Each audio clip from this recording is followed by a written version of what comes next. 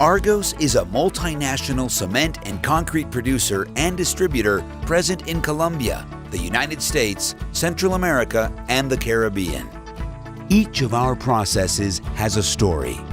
Stories like the one of cement. Cement is basically a mixture of calcareous and clayey materials in combination with other materials that contain silica, alumina, and iron that are processed at high temperatures and mixed with gypsum. Cement is a material that reacts with water and that acts as a binder, having both adhesive and cohesive characteristics that make mineral fragments stick together as a compact whole. In order to produce it, the carefully selected raw materials, such as limestone, clay, iron ore, sand, and gypsum, are extracted from quarries. This happens through a responsible mining process that seeks to prevent, mitigate, correct, and compensate any environmental impact.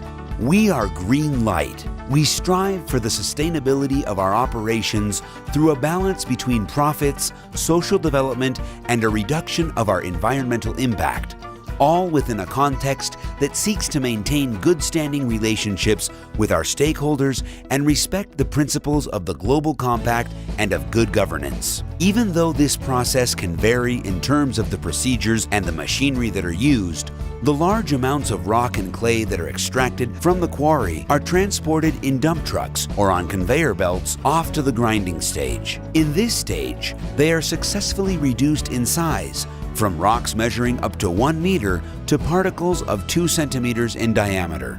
This is to say, slightly bigger than a grape. The resulting material is mixed with clay and other minerals in a process called pre-homogenization, in which it is prepared to move on to the raw mill.